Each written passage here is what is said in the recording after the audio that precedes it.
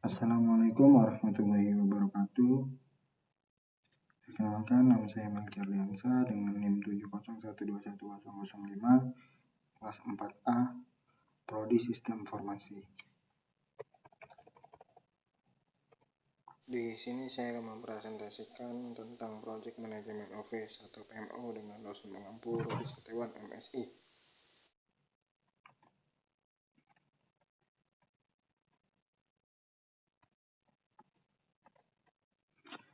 Pada pembahasan pertama ini, saya akan menjelaskan tentang pengertian Project Management Office. Project Management Office atau PMO adalah salah satu istilah yang sering disebut di dunia Project Management atau manajemen proyek. Lalu apa itu pengertian dari Project Management Office? Project Management Office atau PMO adalah struktur dalam manajemen yang melakukan standarisasi proses yang berhubungan dengan proyek dan berkoordinasi dalam penggunaan sumber daya, metodologi, alat, dan teknik. Artinya, PMO adalah divisi dalam kantor yang menentukan standar manajemen proyek, yang dimana Departemen PMO mencatat status perkembangan dari setiap proyek yang dijabarkan dan memastikan bahwa proyek-proyek tersebut dilakukan dengan sebaik mungkin. PMO juga memastikan dapat menyelesaikan setiap proyek tepat waktu sesuai dengan budget yang sudah ditentukan.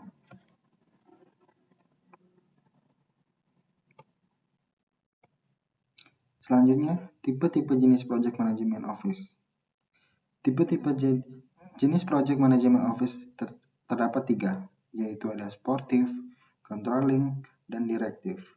Yang dimana sportif, PMO jenis ini membantu dalam fungsi konsultatif. Sebagaimana kita tahu, bantuan-bantuan seperti pelatihan akses terhadap informasi dan pelajaran dari proyek-proyek lain akan disebabkan oleh PMO jenis ini.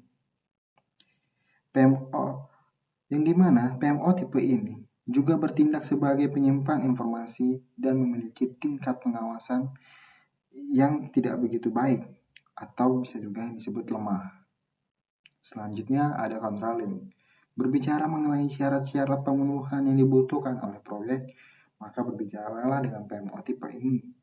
Yang dimana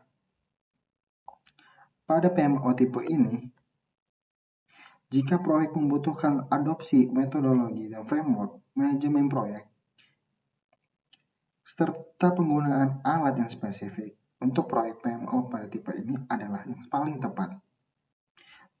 Karena tipe PMO ini memiliki tingkat pengawasan yang lumayan baik pada suatu proyek di suatu perusahaan. Kemudian ada direktif.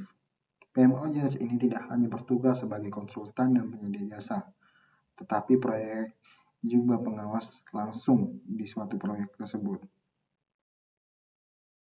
Sebagaimana PMO akan menjaga keberlangsungan menurut semua proyek yang dijalankan. Yang kita tahu biasanya merujuk pada project manager yang kompeten dalam mengelola proyek. Nantinya, project manager ini akan melaporkan kembali tentang bagaimana jalannya proyek ke mereka. Tingkat pengawasan oleh PMO ini sangatlah tinggi karena bersifat langsung.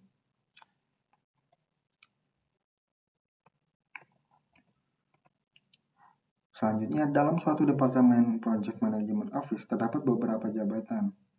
Jadi seperti direktur, project manager, program manager, project scheduler, project planner, project controller, dan staf administrasi.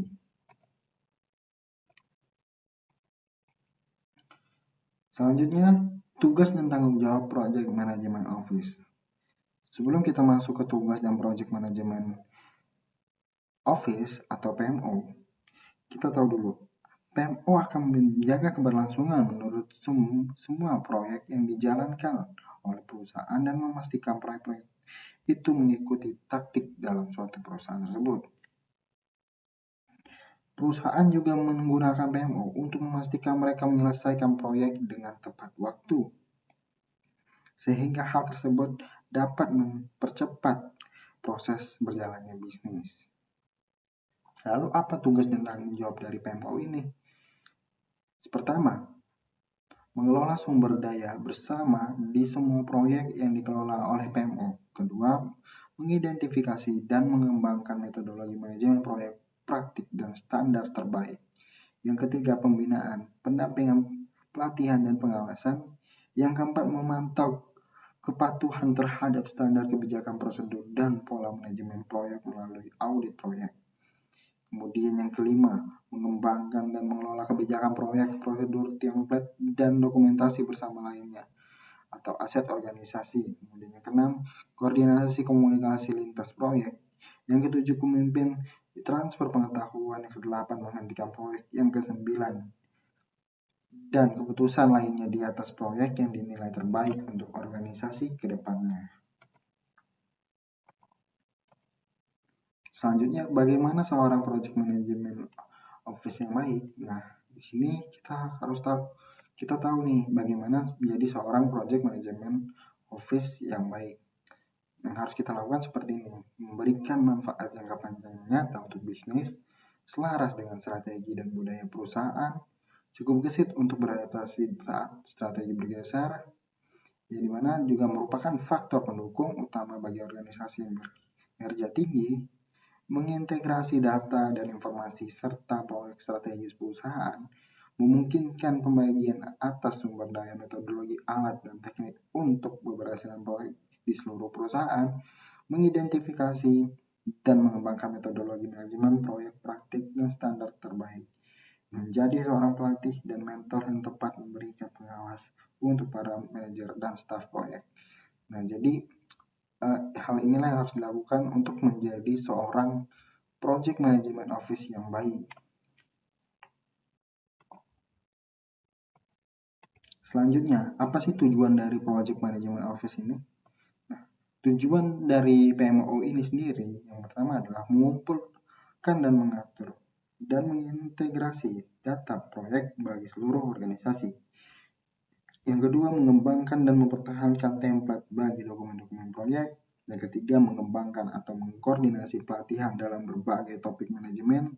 Yang keempat, mengembangkan dan menyediakan jalur karir formal bagi manajer proyek. Yang kelima, menyediakan jasa konsultasi manajemen proyek. Yang keenam, menyediakan struktur untuk menampung manajer proyek ketika sedang mengerjakan proyek atau di antara proyek.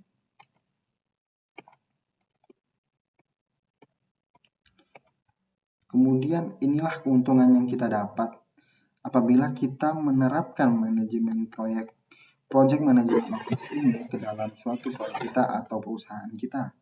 Yang pertama, kita dapat meningkatkan tingkat kesuksesan proyek atau mengurangi tingkat kegagalan proyek. Kemudian dapat menyediakan praktik standar untuk proyek dalam perusahaan, membantu CEO dalam mendeliver proyek IT strategik yang dapat memuaskan CFO dan internal customer. Kemudian dapat mengelola keuangan perusahaan sehingga dapat tercipta cost reduction. Kemudian memungkinkan untuk pengelolaan resource yang lebih baik sehingga produktivitas meningkat. Kemudian memberikan dukungan pada proyek dan memberikan payback yang lebih besar. Kemudian perbaikan kapabilitas perusahaan dan meluncurkan produk atau lebih kreatif, adaptif, dan cerdas dalam peluncuran produk baru. Jadi inilah merupakan keuntungan dari PMO sendiri pada suatu perusahaan apabila kita melakukan suatu proyek.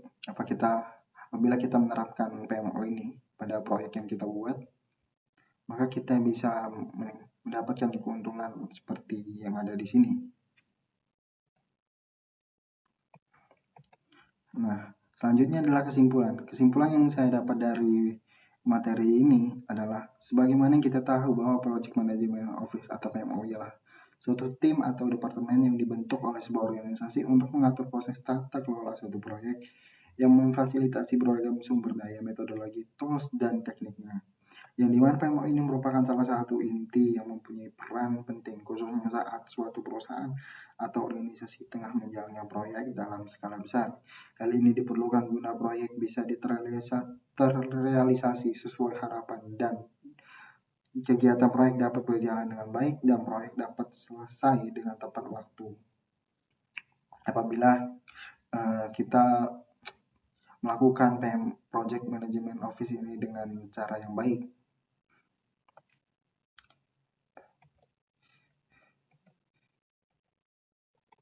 Baik, sekian presentasi dari saya. Kurang lebihnya saya mohon maaf. Saya akhiri. Wassalamualaikum warahmatullahi wabarakatuh.